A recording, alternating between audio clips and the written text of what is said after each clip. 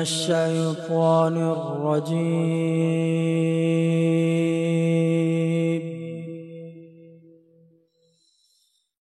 بسم الله الرحمن الرحيم.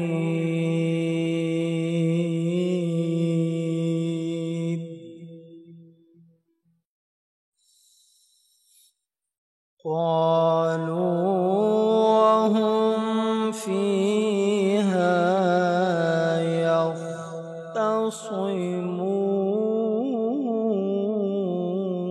يختصمون تالله إن كنا لفي ضلال مبين.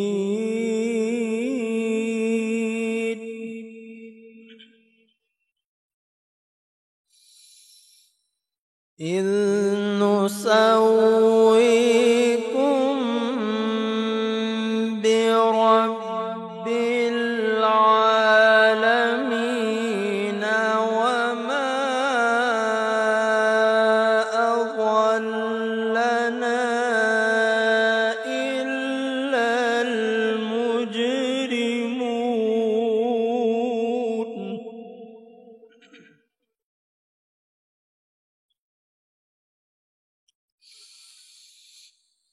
إذ نسويكم برب العالمين وما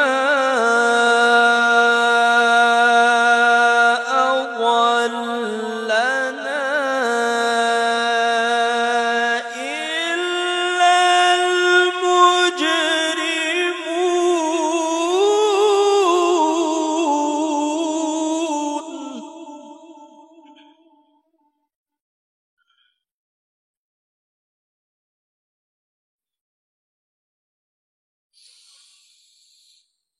فما لنا من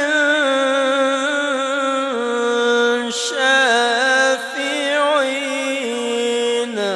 ولا صديق حميم.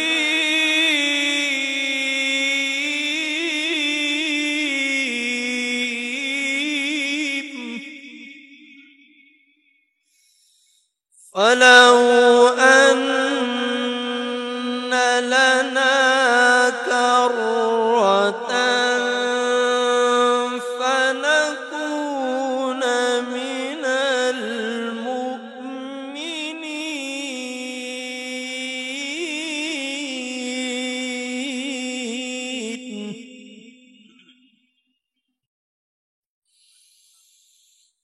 إن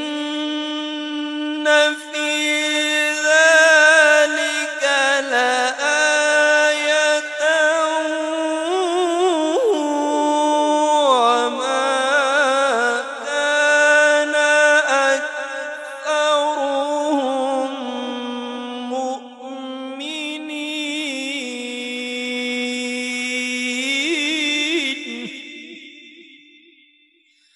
وإن ربك لهو العزيز الرحيم.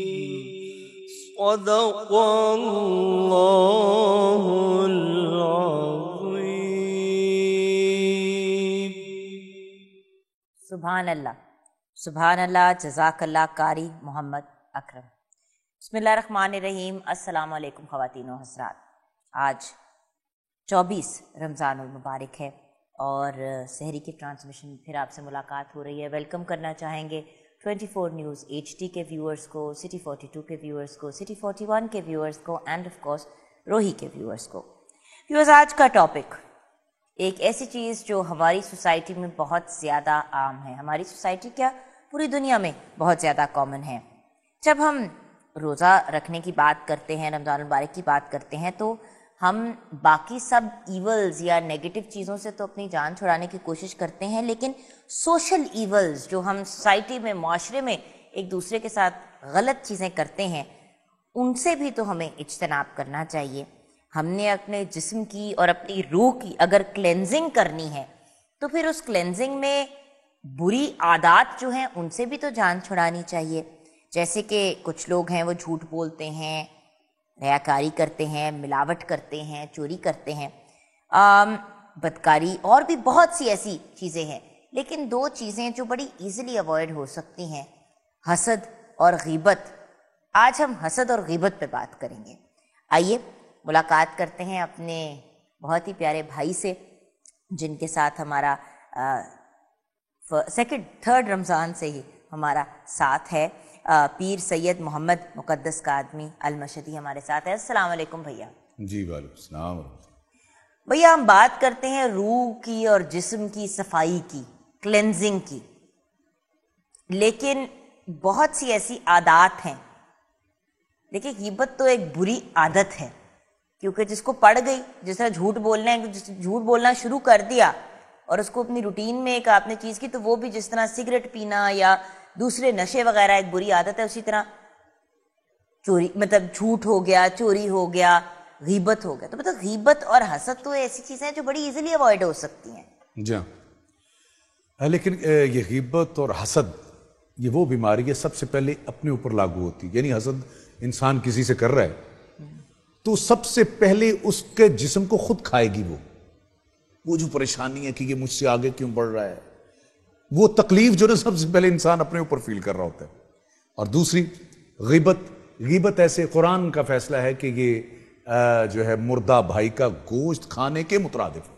سوچے ویورز، قرآن کا فیصلہ ہے، مطلب اور اس میں ایک یعنی قرآن بھی مردہ احادیث بھائی میں کا گوشت کھانا، لیکن اس وقت جب ہم غیبت کر رہے ہوتے ہیں اس وقت مزہ بہت آ رہا ہوتا ہے نا، اس وقت ہم انجوائے بہت کر رہے ہوتے ہیں۔ جی، اور ایک واقعہ بھی ہے، میں مختصر اور جلد پیش کر کے میں پڑھنا چاہوں گا کہ سرکار کے دور میں ایک خاتون آتی ہیں، وہ کسی کی غیبت کی، تو سرکار نے کہا کہ لاؤ بھی اس کے لیے کھانے کے لیے کچھ لاؤ۔ اب صحابہ بہت پریشان، وہ خود بہت پریشان ہوئی کہ یا رسول اللہ میرا تو روزہ ہے۔ کہتے کہاں کا روزہ؟ تم نے تو گوشت کھایا ہے، وہ بھی مردہ بھائی کا۔ کہنے لگی کہ یا رسول اللہ ہاں، جب کھانے کو لایا گیا اور ایک تشت لائی گئی، جب اس کہہ کی گئی، یہ دیکھیے گا، غور کیجئے گا اور سننے والے بھی، کہ غیبت کرنے سے روزہ رہتا نہیں ہے۔ سرکار نے کہا چونکہ تو نے غیبت کی اب تیرا روزہ کہاں؟ تو پھر جب اس نے کہہ کی تو انسانی گوشت جو ہے نا وہ اس کی کہہ سے باہر آئے۔ یہ رسول اللہ کے دور کا واقعہ۔ تو بس خود آپ اندازہ لگا لیجئے کہ غیبت کس قدر روزہ بھی آپ کر نہیں رہنے دیتی، اور ہم کتنی آسانی سے جو ہے نا وہ غیبت کر رہے ہوتے ہیں۔ ذرا سوچئے۔ اور اب نعت کے سفر کو شروع کرتے ہیں، اور ہم نعت کے اس سفر کی طرف چلتے ہیں۔ اور آج ہماری جس ہستی کے ساتھ ملاقات ہے، میں کہتا ہوں میں کافی گھوم لیا، اور پرشین، اور یہ میں چاہوں گا کہ آج ہم اس ہستی کا ذکر کریں جسے حضرت سلطان اور عارفین حضرت سلطان باہو رحمۃ اللہ علیہ کہتے ہیں۔ سبحان اللہ، کیا کہنے۔ اور میں چاہوں گا کاش اس میں وقت زیادہ ہوتا، اور کلام کی جو اس میں خوبصورتی ہے، میں کہتا ہوں کہ کیا کہنے، سننے والے محظوظ ہوتے رہے، ہم نے خود محظوظ۔ ہم آج میں کوشش کروں گا کہ میں سلام پیش کرتا ہوں اس پڑھنے والے پہ جو مجھے یاد ہے، جناب اقبال باہو صاحب بہت اچھا پڑھا کرتے تھے، لیکن میں کوشش کر رہا ہوں۔ اور نعت کے سفر میں آج جس ہستی کا نام ہے وہ ہے سلطان اور عارفین حضرت سلطان باہو رحمۃ۔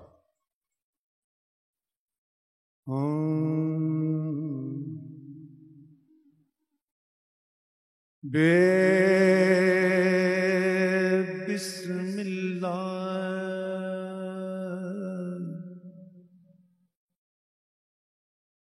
اسم اللہ دا یہ بھی گینا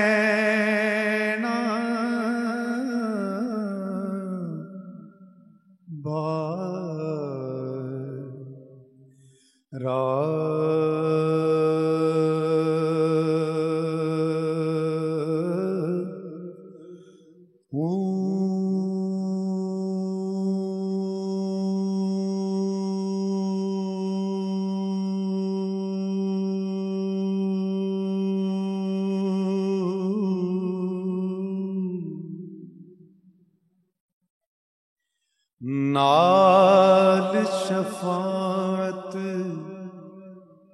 سرور عالم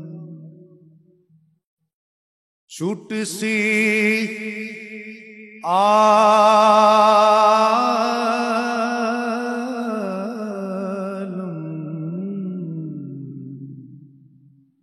سارا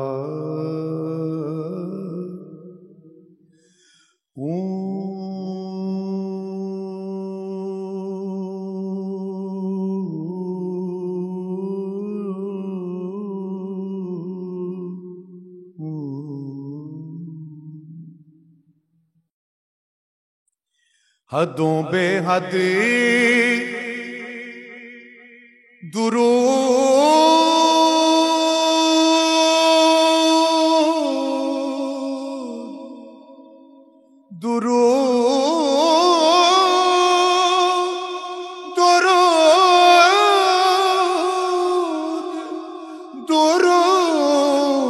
درود نبی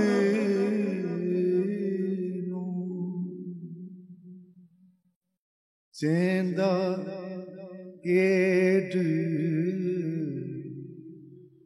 سارا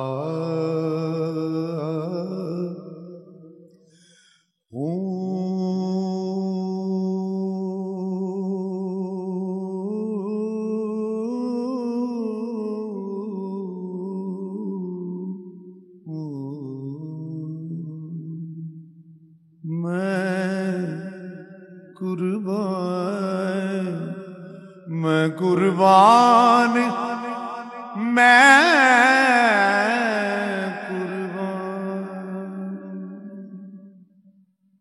میں قربان تنا تھی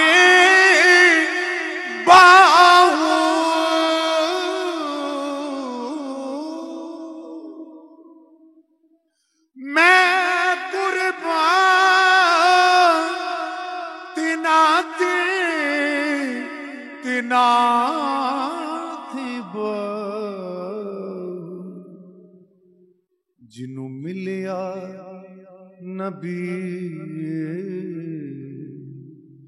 سہارا ہوں میں قربان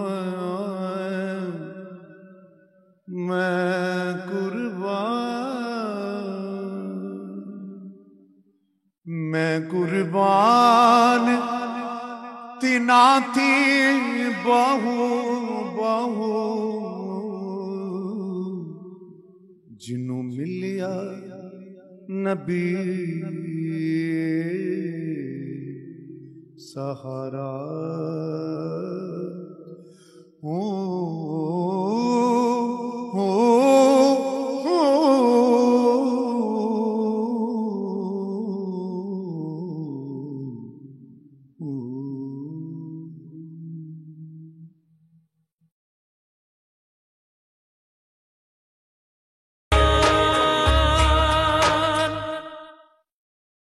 welcome back from the break viewers. کیا خوبصورت کلام پیش کیا سلطان باہو کا. مقدس بھائی ایک سوال میرے ذہن میں اکثر آتا ہے, کبھی کوئی شخص ملا نہیں جسے پوچھ سکوں, یہ ہو کیوں ان کے ہر کلام میں آتا ہے؟ اس کے پیچھے کیا مطلب کیا وزڈم ہے اس کے پیچھے؟ جس میں ہو جو ہے یہ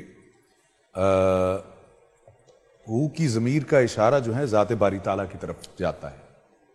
باہو اور با کہتے ہیں ساتھ, ہو اللہ کے جو ہے وہ ناموں میں سے ایک نام, یعنی ان کو جیسے فقراء جیسے آپ نے دیکھا ہوگا کہ اکثر جو ہے جو فقہا ہیں وہ فقراء ہیں وہ اللہ ہو کا ورد کرتے ہیں, تو ہو جو ہے یہ نسبت ہے اس کے ساتھ. صحیح. اور اگر کوئی علم العادات سے واقف ہے تو میں چونکہ میں چاہ رہا ہوں کہ میں زیادہ تفصیل میں نہ جاؤں, باہو کے عادات کتنے جب یہ پتہ چل جائے گا تو آپ یقیناً باہو کا جو ہے وہ جو حقیقت ہے اس کو جان سکیں گے. اور میں چاہوں گا کہ حالات زندگی بھی حضرت سلطان العارفین کی नेट के ऊपर पढ़िए, जरूर देखिएगा। मैं बिल्कुल जो ना वो वेरी ज्यादा सिंपल लाइफ, जी हाँ, बहुत सिंपल जिंदगी गुजारी। जी हाँ। तो ये हु के साथ, ये यानी कुरान में भी अगर आप देखें सैकड़ों दफा जो ना हु वो आया है। जैसे आप आयतल कुर्सी पढ़ती हैं, उसमें भी अल्लाहु ला इलाहा इल्ला हु, ठीक है।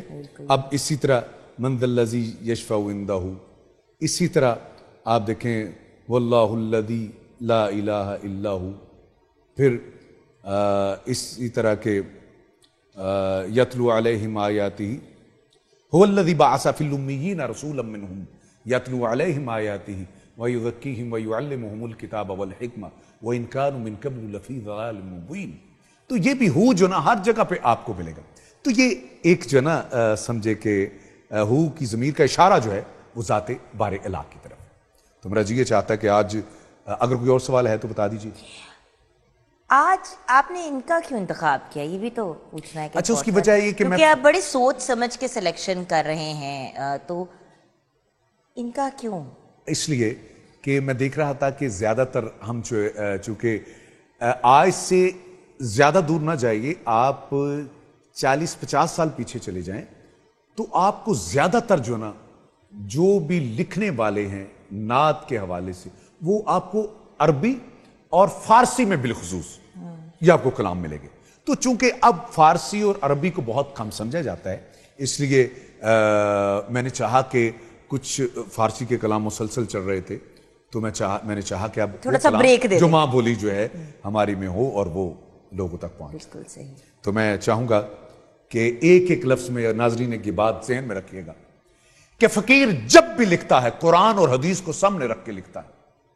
और याद रखिए कि मैं जो आगे शेर कहने जा रहा हूं, शायद काश किसी शरह करने का मौका मिलता तो मैं बताता कि सुल्तान और आरफीन ये बात क्यों कर रहे हैं कि तस्बीह फिरी ते दिल क्यों फिरिया, दिल ना फिरिया की लेना तस्बीह फड़ के हूं, इलम पढ़िया अदब ना सिखिया की लेना इलम नू पढ़ के हूं, चिल्ले कट्टे कुछ ना कटिया की लेना चिल्लियां पढ़ के हूं।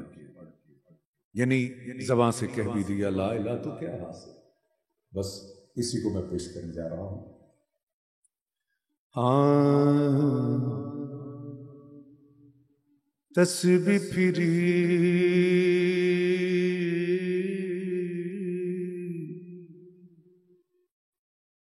ते दिल ना फिरे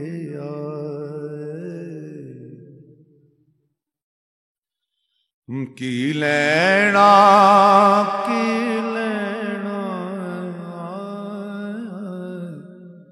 तस्बीह फड़ के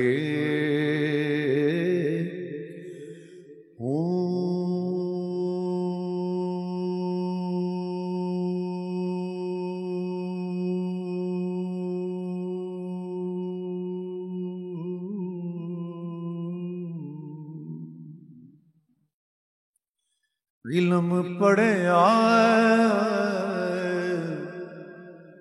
ते अदब ना सिखिया की लेना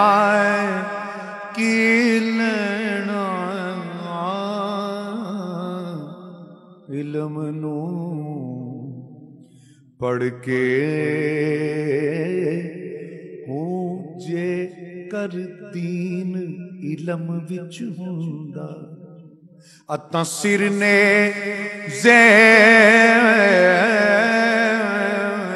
क्यों चढ़ दे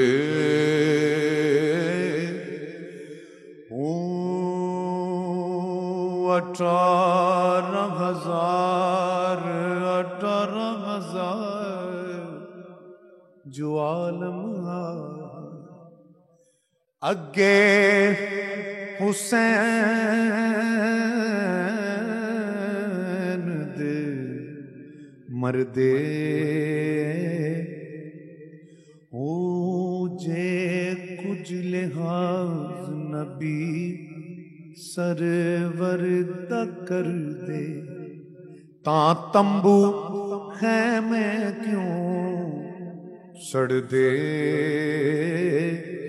ओ जे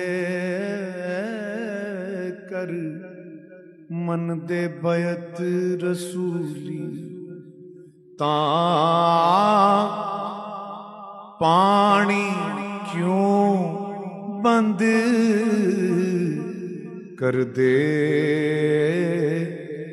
او پر ثابت دین تینا دا باؤ جڑے سر قربانی کر دے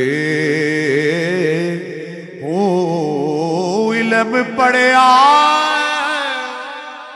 علم پڑھیا تے ادب نہ سکھیا کی لینا علم نو پڑھ کے چلے کٹے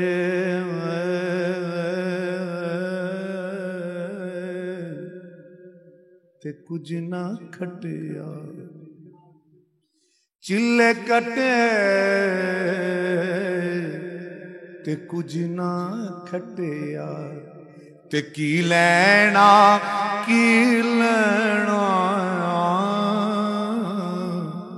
چلیاں کر کے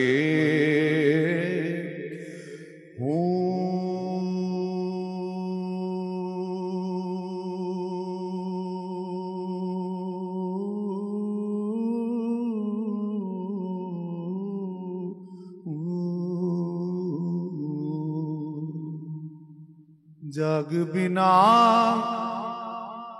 دودھ جم دے نا باہو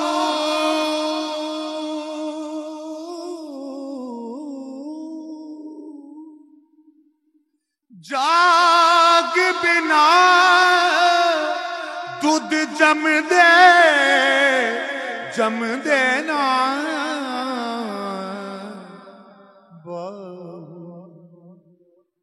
جاگ بنا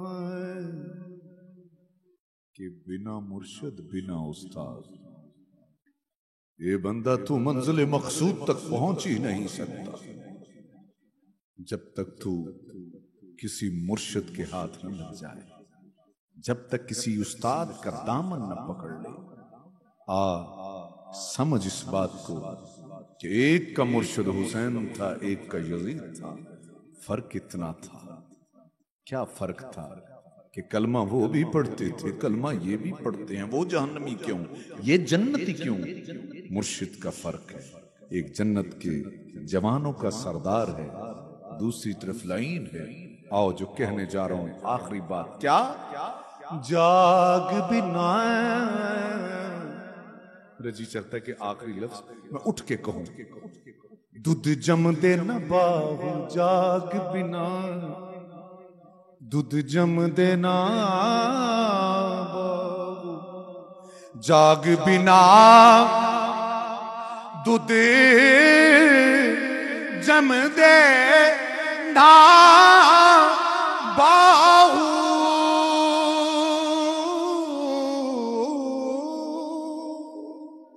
جاگ بنا دودھ جم دے نا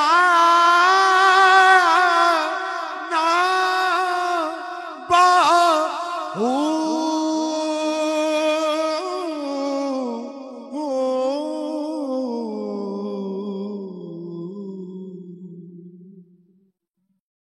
توڑے لال ہومن کڑے کڑ کے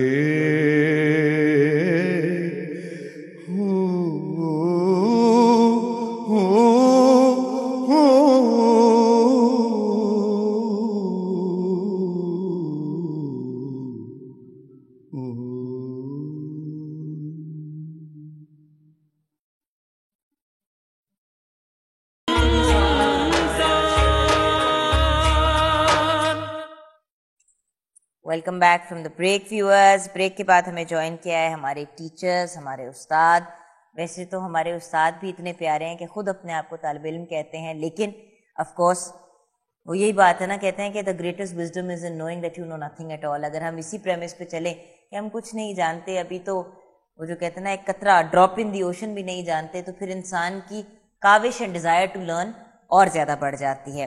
آئیے ملتے ہیں آج پھر ہمارے ساتھ ابو حمزہ مفتی ظفر جبار چشتی ہیں. السلام علیکم مفتی صاحب. السلام ورحمۃ اللہ وبرکاتہ. مفتی صاحب کے ساتھ ہمیں جوائن کیا ہے مولانا محمد افضل حیدری نے. السلام علیکم مولانا صاحب. اینڈ دین آف کورس ہمیں کلام پیش کرنے کے لیے جوائن کیا ہے محمد عمر چشتی نے. السلام علیکم بھائی. ویورز، آج کا ٹاپک ہے تو بہت ہی سمپل، لیکن اور یہ کرتے بھی ہیں ہم بڑے ریگولرلی یہ چیزیں، لیکن ریئلائز نہیں کرتے کہ اس کے کانسیکوینسز کیا ہیں. آج ہم بات کریں گے حسد اور غیبت کی. تو مولانا صاحب اگر آپ ہمیں ایکسپلین کر دیں کہ آخر یہ حسد ہے کیا؟ بسم اللہ الرحمن الرحیم.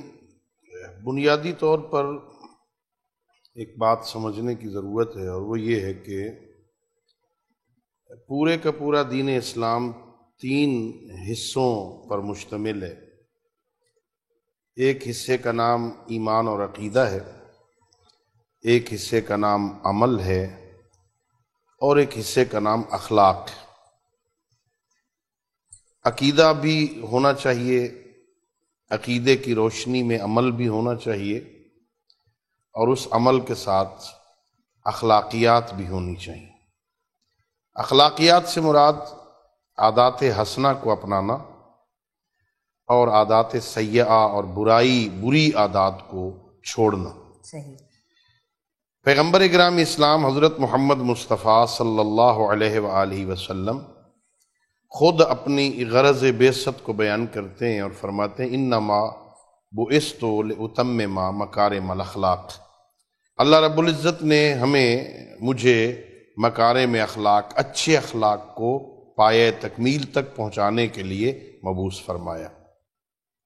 سید الانبیاء نے جہاں عقیدے بیان فرمائے، عقیدے بتائے، عقیدے سمجھائے، اعمال بتائے اچھے اعمال کرنے کے، وہاں بہترین اخلاق بھی پیغمبر اکرام اسلام نے پیش کیا.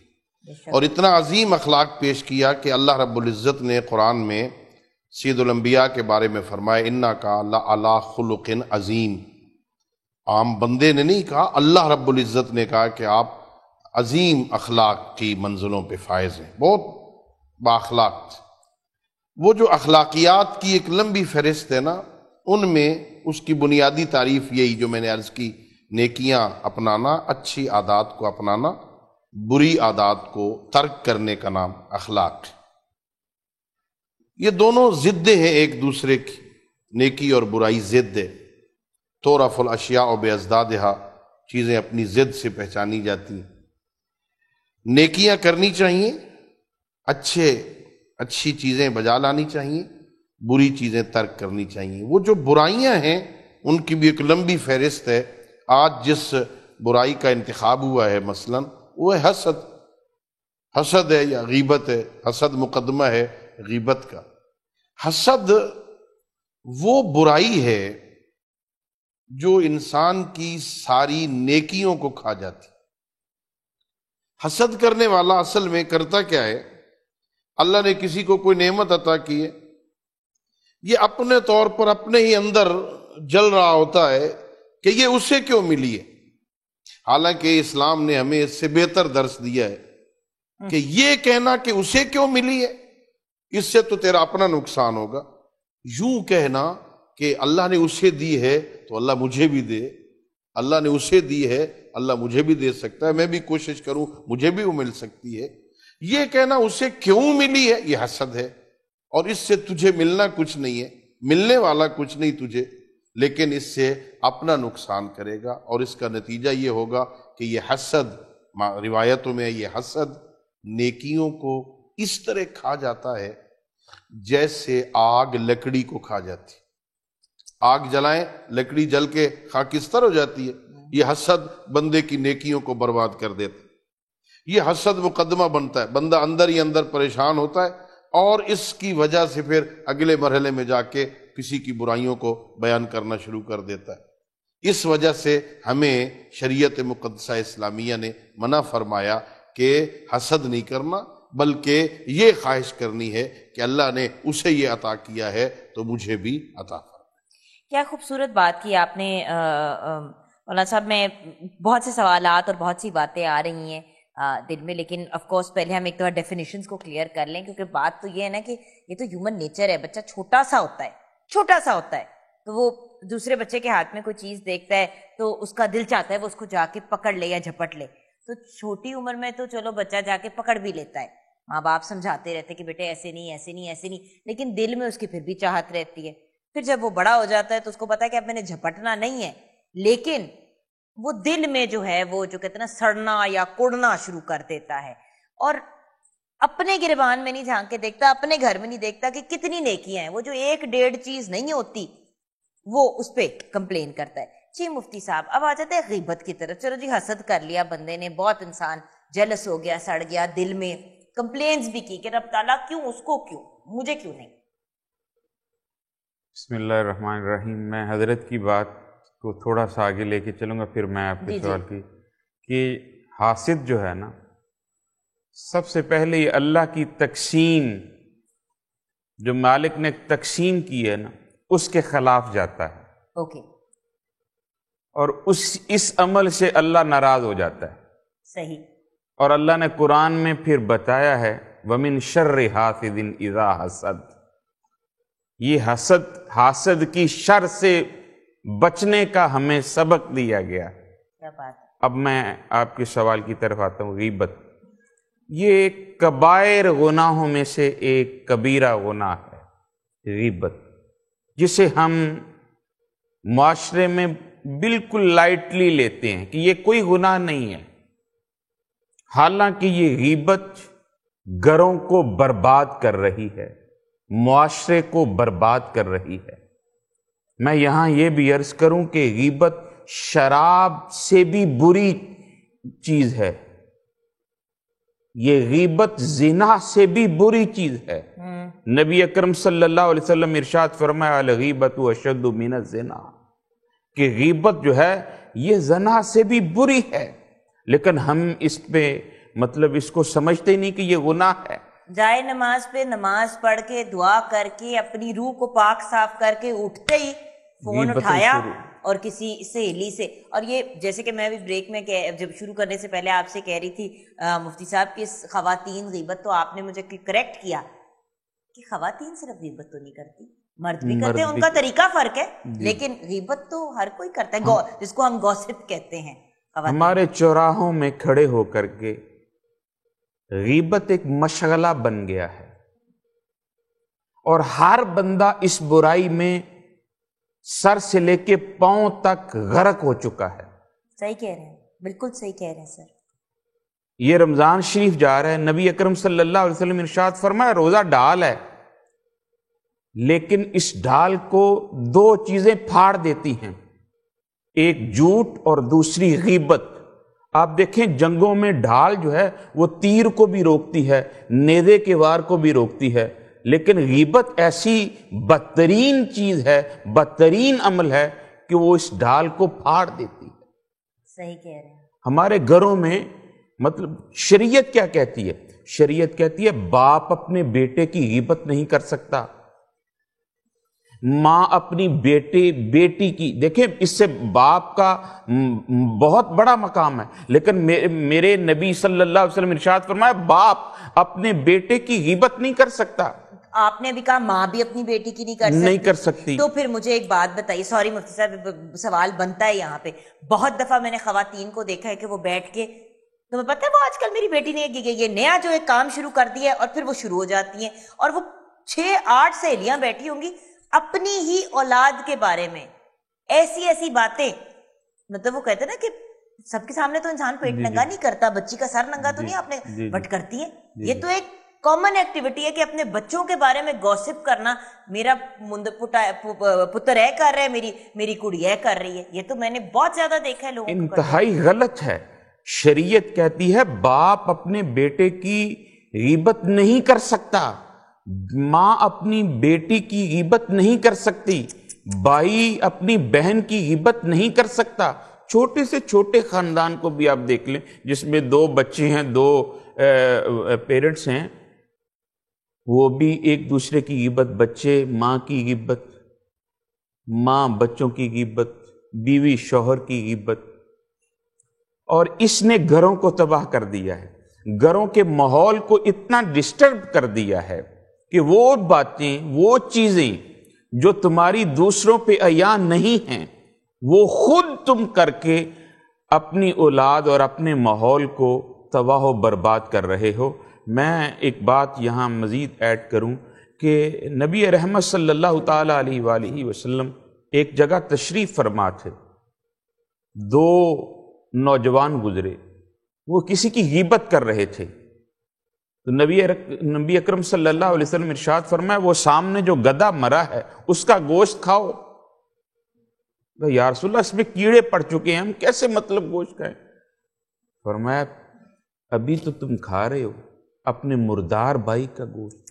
قرآن کہتا ہے یہ غیبت جو ہے یہ ایسے ہے جیسے تم نے اپنے مردار بھائی کا گوشت کھایا ہے. لیکن ہم اس سے بالکل مطلب وہ تہیے دامن نہیں ہیں.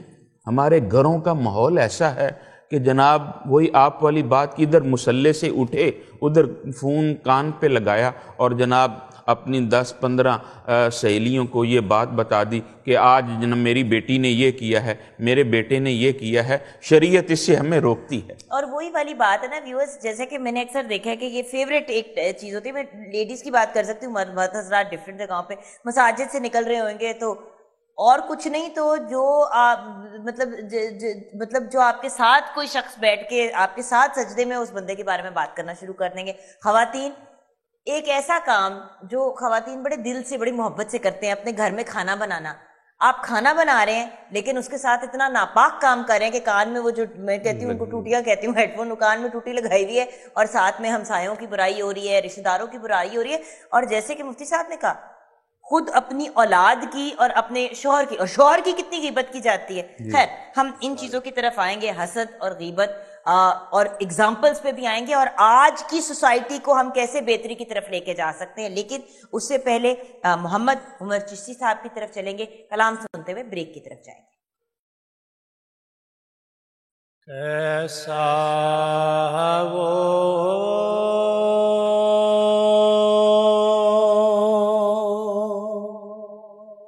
سما ہوگا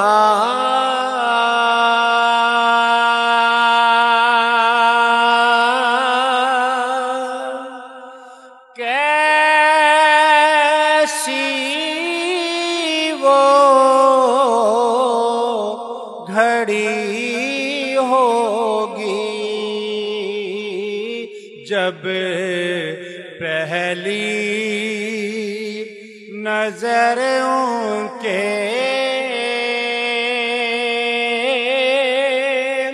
روزے پہ پڑی ہوگی, جب پہلی نظر ان کے روزے پہ پڑی ہوگی. کیا جا کے وہاں کو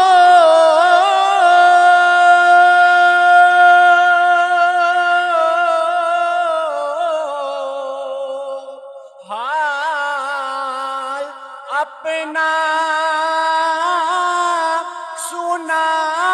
سنائیں گے,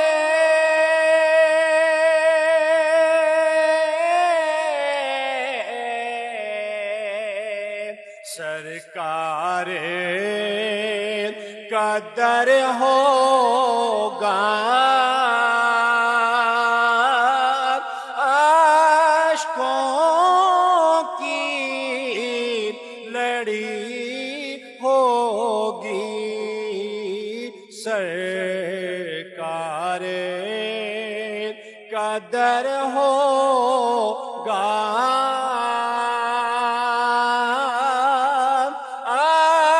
अश्कों की लड़ी होगी।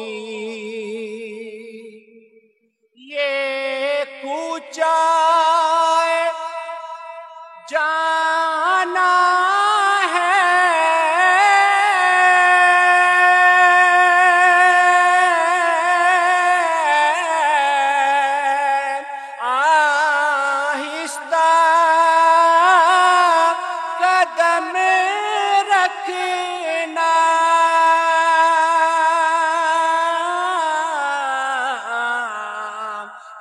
जा पे मलाइक की बाराती खड़ी होगी। हर जा पे मलाइक की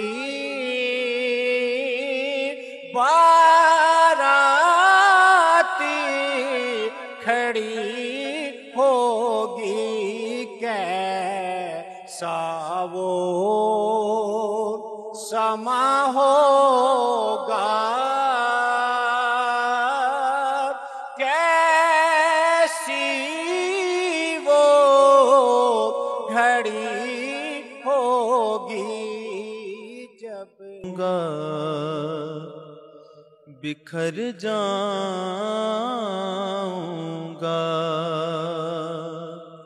हश्र में खुद को जो देखूंगा, बिखर जाऊंगा।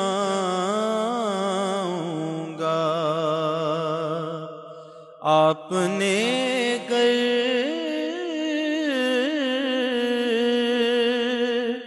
ना संभाला तो किधर जाऊंगा।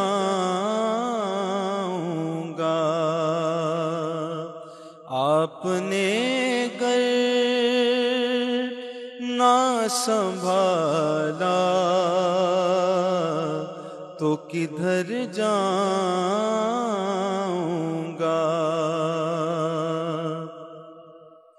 आदते नात बहाना है मेरी बख्शिश का। आदते नात बहाना है मेरी बख्शिश का। मेरी बख्शिश का नात पढ़ते हुए मैं पुल से गुजर जाऊंगा। नात पढ़ते हुए मैं पुल से गुजर जाऊंगा। आपने गर ना संभाला तो किधर जाऊंगा।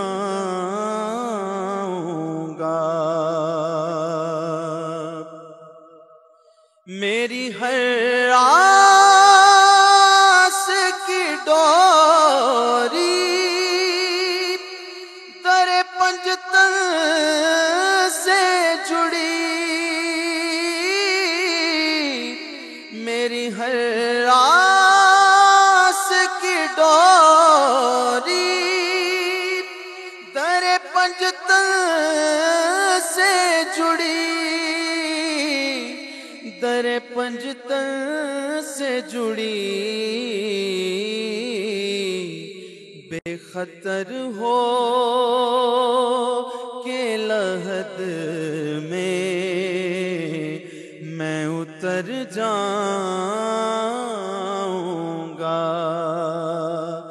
بے خطر ہو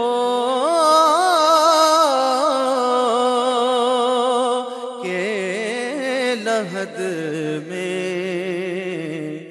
میں اتر جاؤں گا آپ نے گر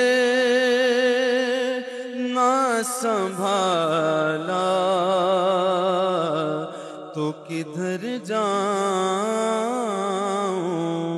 گا آپ نے گر نہ سنبھالا تو کدھر جاؤں گا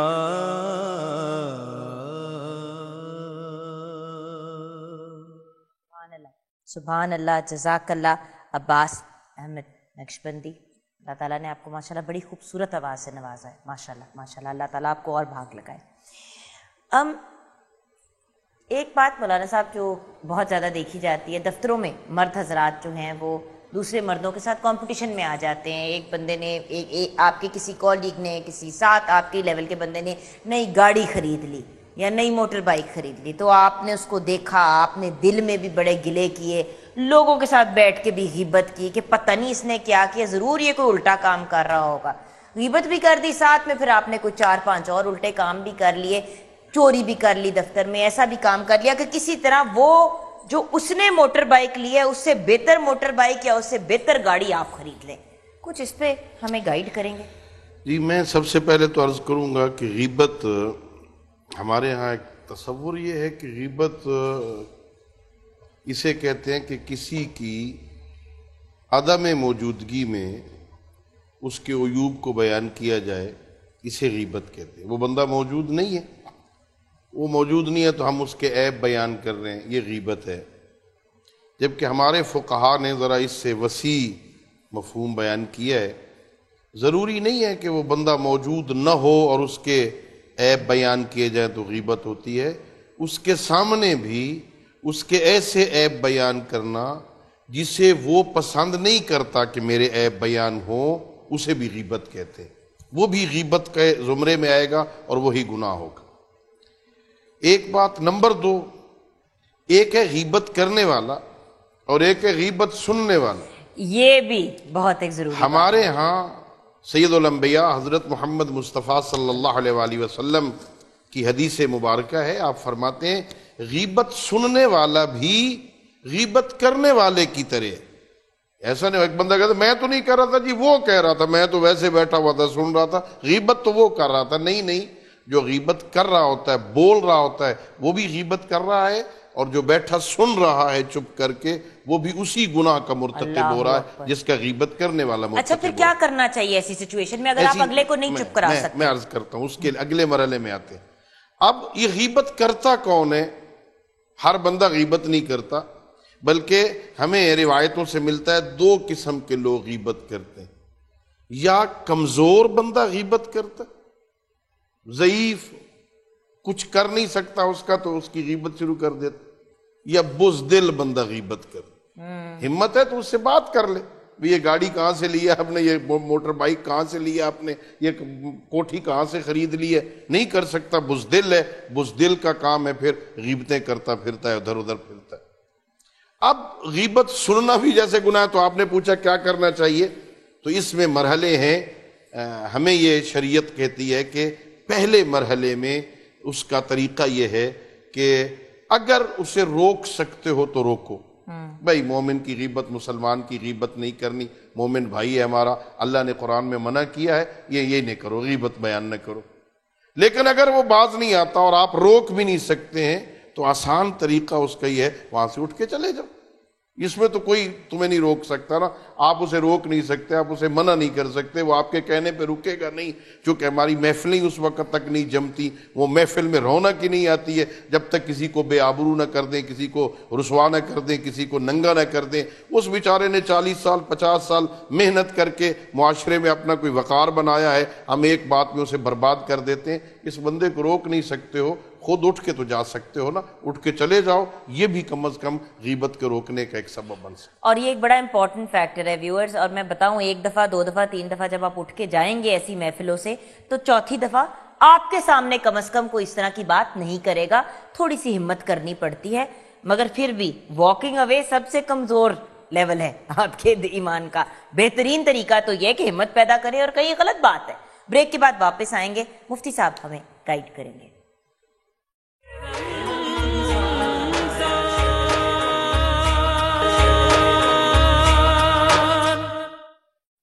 viewers welcome back from the break. Break کے بعد ہمیں جوائن کیا ہے حافظ فیصل جمیل نے۔ السلام علیکم بھائی، ہم کلام کی طرف تو جائیں گے لیکن مفتی صاحب گفتگو کو آگے بڑھاتے ہوئے میں حضرت کی گفتگو کو آگے بڑھاؤں گا اور میں یہ بتاؤں کہ نبی رحمت صلی اللہ تعالیٰ علیہ وآلہ وسلم سے پوچھا گیا یا رسول اللہ صلی اللہ علیہ وسلم غیبت کیا ہے؟ فرمایا کہ غیبت وہ جو تم اپنے بھائی کی عدم موجودگی میں وہ عیب جو چھپے ہوئے ہیں وہ بیان کرو۔ پوچھا گیا یا رسول اللہ وہ عیب تو اس میں ہوں تو بھی غیبت ہے؟ فرمایا اسی لیے تو میں غیبت کہہ رہا ہوں، ورنہ وہ تو پھر نہ ہوں تو وہ تو بہتان ہے، بالکل یہ اس سے بھی بڑا گناہ ہے۔ اور غیبت کرنے والا اپنا نقصان کس طرح کرتا ہے؟ دیکھیں نبی پاک صلی اللہ تعالیٰ علیہ وآلہ وسلم ارشاد فرمایا جو بندہ غیبت کر رہا ہوتا ہے نا، اپنی نیکیاں اس کے پلڑے میں ڈال رہا ہوتا ہے جس کی غیبت کر رہا ہے، اور اس کے گناہ اپنے پلڑے میں ڈال رہا ہوتا ہے جس کی وہ غیبت کر رہا ہوتا ہے۔ اور حضرت نے بڑی خوبصورت بات کہی کہ غیبت کرنے والا بھی اتنا ہی مجرم ہے جتنا کہ غیبت سننے والا۔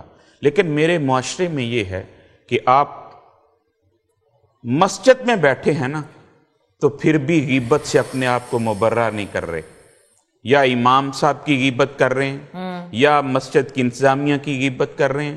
یہ سلسلہ ہے، مسجد سے نماز پڑھ کے باہر نکلے تو پھر غیبت دوسرے کی شروع، اس نے یہ کر دیا، اس نے وہ کر دیا۔ گھروں میں آ جائیں آپ تو جناب شوہر اپنی بیویوں کی اپنے دوستوں میں بیٹھ کر کے یہ سلسلے وہ چیزیں ماؤں کا مذاق اڑا رہے ہوتے ہیں، مطلب وہ چیزیں جس سے شریعت نے منع کیا ہے، اور شوہر اپنی بیویوں کی، بیویاں اپنے شوہروں کی، اور اسے گناہ نہیں سمجھتے۔ تو یہی تو کہتے ہیں کہ سچ تو بول رہا ہوں کہ یہ بالکل مطلب اسے گناہ نہیں، حالانکہ یہ کبیرہ گناہوں میں سے ایک بہت بڑا گناہ ہے غیبت۔ اس سے مطلب جتنا بچا جائے، نبی پاک صلی اللہ تعالیٰ علیہ وآلہ وسلم نے ایک موقع پر کچھ لوگوں کو مخاطب کر کے فرمایا تھا کہ میں تمہارے دانتوں کے درمیان میں مردار بھائی کے گوشت کے حصے دیکھ رہا ہوں۔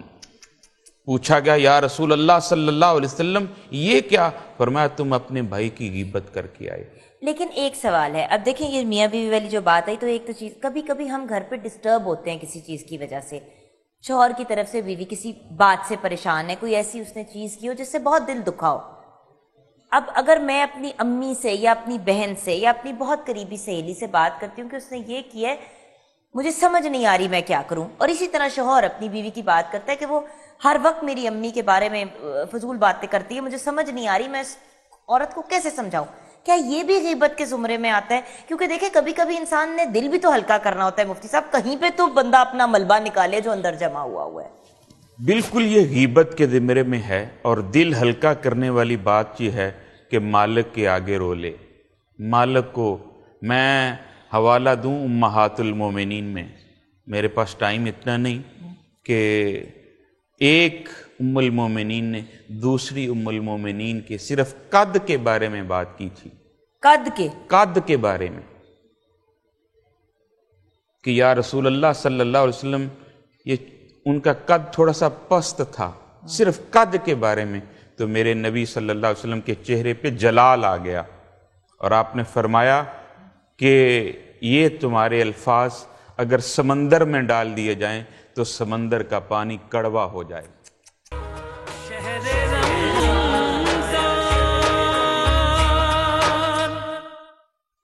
Welcome back from the break viewers. Programme کے آخری مرحلے کی طرف ہم آ گئے ہیں, آخری سٹیج پہ, اور گفتگو کو ریپ اپ بھی کرنا ہے. اور ہمارے بہت ہی پیارے بھائی, بہت ہی ٹیلنٹڈ نعت خواں ہاور رضا نے بھی ہمیں جوائن کیا ہے بریک کے بعد. السلام علیکم بھیا,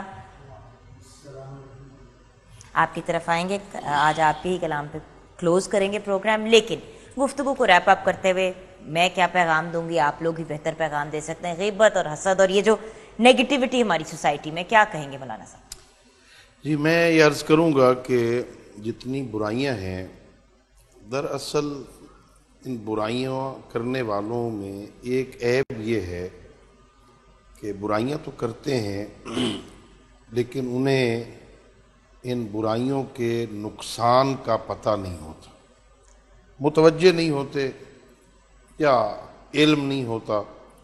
شریعت مقدسہ اسلامیہ ہمیں حکم دیتی ہے فذکر ان الذکر تنفع المؤمنین, بار بار یاد دلاؤ, متوجہ کرو. تو میرے خیال میں اگر لوگوں کو یہ علم ہو جائے کہ میں جو غیبت کر رہا ہوں, میں جو حسد کر رہا ہوں, اس کا نقصان کتنا کر رہا ہوں میں اپنا, میں اپنے ساتھ کیا برائی کر رہا ہوں, تو شاید وہ ان کو ترک کرنے میں کوشاں ہو اور کامیاب ہو جائے. سید الانبیاء حضرت محمد مصطفیٰ صلی اللہ علیہ وآلہ وسلم نے بڑے واضح انداز میں بیان فرمایا. ہمارے ہاں خوشبختی اور بدبختی کے معیار ہیں. پیغمبر فرماتے ہیں میرے نزدیک 4 بندے بدبخت ہیں دنیا میں. پہلا بدبخت وہ ہے ماہ رمضان جس کی زندگی میں آئے اور وہ عید والے دن بھی اس کے نامہ اعمال میں گناہ بچ گئے ہوں, تو یہ بہت بڑا بدبخت ہے جو اپنے گناہ معاف نہیں کروا سکا. بے شک. دوسرا فرمایا بدبخت وہ ہے کہ جسے زندگی میں ساری کتابیں اس نے پڑھ لی ہوں, قرآن مجید نہ پڑھ سکا ہو, تو وہ بدبخت ہے. تیسرا فرمایا بدبخت ہے وہ بندہ کہ والدین کا سایہ اسے نصیب ہوا ہو اور وہ ان کی خدمت نہ کر کے جہنم چلا جائے. چوتھا اور آخری جو اس موضوع کے ساتھ مناسبت رکھتا ہے وہ یہ ہے, فرمایا کہ بدبخت ہے وہ بندہ جو نیکیاں خود کرے, اچھے اعمال خود کرے, بڑی گرمیوں کے روزے بھی رکھے, سردیوں میں اٹھ کے نماز تہجد بھی پڑھی, بڑی مشکل سے حج بجا لایا, تکلیفیں برداشت کیں, نیکیاں خود کیں, لیکن اس کا ثواب کسی اور کے نامہ اعمال میں لکھا گیا. بدبخت ہے وہ بندہ. اگر بندے کو پتہ ہو کہ میں یہ نقصان کر رہا ہوں کہ یہ ساری نیکیاں میری برباد ہو رہی ہیں, تو میں سمجھتا ہوں شاید وہ ان گناہوں کو چھوڑنے میں کامیاب ہو جائے. صرف ایک بات, ہمارے ایک عالم دین نے کتاب لکھی مرآت الرشاد, آئینہ رہنمائی, عربی میں اپنے بچے کی کو نصیحتیں لکھی. اس میں یہ ابھی اگرچہ بات کر رہے تھے بیٹے باپ کی غیبت کر رہے ہیں اور باپ بیٹے کی غیبت کر رہا ہے, اور لیکن ظاہر ہے سمجھدار معاشرے میں لوگ ایسا نہیں کرتے, خصوصاً جس کو پتہ ہو کہ میں اس بندے کے گناہ خود اپنے گلے میں لے رہا ہوں, اپنی نیکیوں سے دے رہا ہوں. تو وہ لکھتے ہیں اپنے بچے کو کہ بیٹا ایاک والغیبہ, غیبت نہ کرنا, کسی کی غیبت نہ کرنا. غیبت کرنے سے نیکیاں ادھر چلی جاتی ہیں, ادھر کے گناہ ادھر آ جاتے ہیں.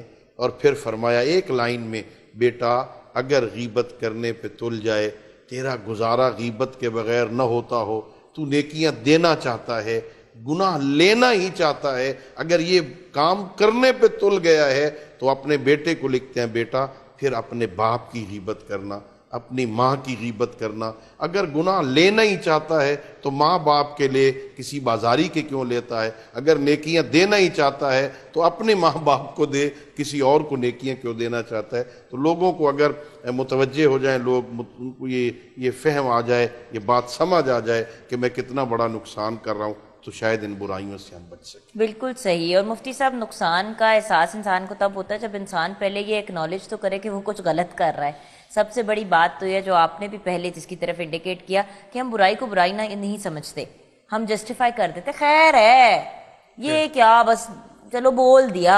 یہ بہت کامن پرابلم ہے. جی میں آخر میں یہ گزارش کروں کہ حضرت فرما رہے تھے نا عالم دین نے اپنے بیٹے کو, یہ دراصل یہ نصیحت کے طور پہ, تنبیہ کے طور پہ تھا, ورنہ ان کا یہ مقصد کا تعان نہیں تھا کہ تو اپنے باپ کی غیبت کر, تو اپنے باپ کی ماں کی غیبت کر. دیکھیں حسد, چونکہ میں کلوز کر رہا ہوں, سب سے پہلے بندے کو اللہ کی تقسیم پہ راضی ہونا چاہیے، بالکل، تو حسد سے بچ جائے گا۔ جو اللہ کے تھوڑے پہ راضی ہو جاتا ہے نا، اللہ اس کے تھوڑے سے عمل سے بھی راضی ہو جاتا ہے۔ بے شک، اس کی تقسیم پہ جو راضی ہو گیا نا، اللہ اس کے تھوڑے سے عمل پہ بھی راضی ہو جائے گا۔ غیبت سے اپنے آپ کو کس طرح بچانا ہے؟ اپنے اندر حسن ظن لے آؤ، دوسروں کی خوبیوں کی طرف جاؤ، خامیوں کو بالائے طاق کر دو۔ ان کے اندر جو اللہ نے خوبیاں دی ہیں، میرے مالک نے کوئی انسان ایسا نہیں بنایا جس کے اندر خوبیاں نہ رکھی ہوں۔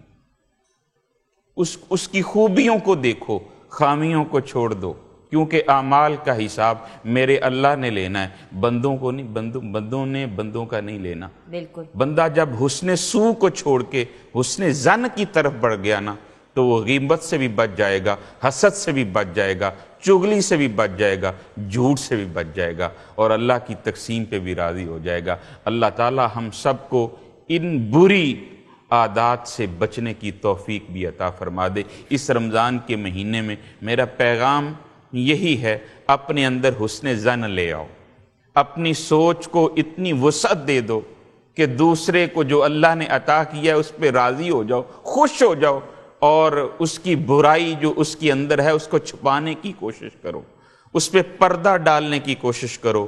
کھڑی شریف کے شہنشاہ نے کیا خوب کہا تھا کہ ایک گناہ میرا ماں پیو ویکھے، دیوے دیسن کالا، لکھ گناہ میرا مولا ویکھے، پھر بھی پردے پاون والا۔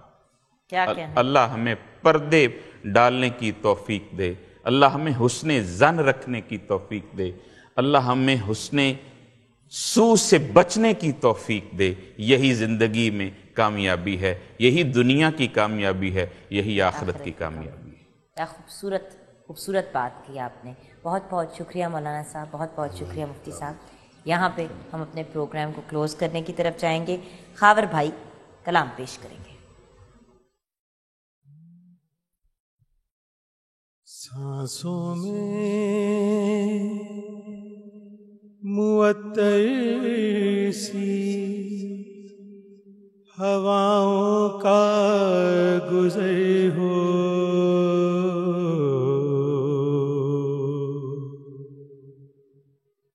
سانسوں میں معطر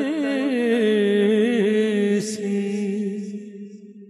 ہواؤں کا گزر ہو،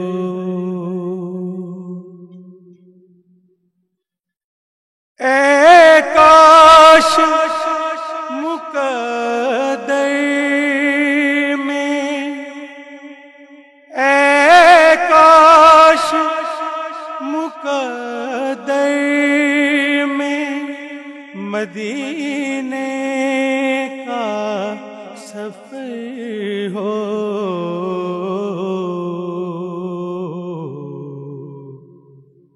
سانسوں میں معطر سی ہواؤں کا گزر ہو،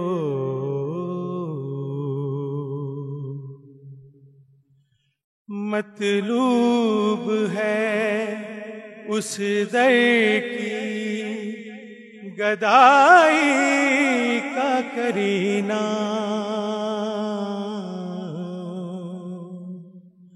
مطلوب ہے اس در کی گدائی کا کرینہ، اے والی کوثر کبھی، اے والی کوثر کبھی مجھ پر بھی نثر ہو،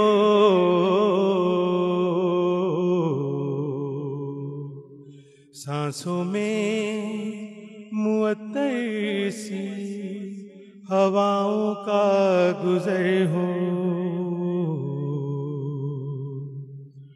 ہو جائے کبھی پوری میرے دل کی یہ خواہش، یا رسول اللہ یا حبیب اللہ ہو جائے کبھی پوری میرے دل کی یہ خواہش، اے کاش درے پاک ہو اور میرا یہ سر ہو،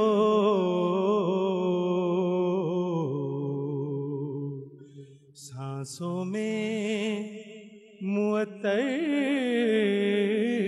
سی ہواؤں کا گزر ہو، عرفان پہنچ جاؤں کسی طور مدینے، عرفان پہنچ جاؤں کسی طور مدینے، اے کاش دعاؤں میں، اے کاش دعاؤں میں میری اتنا اثر ہو،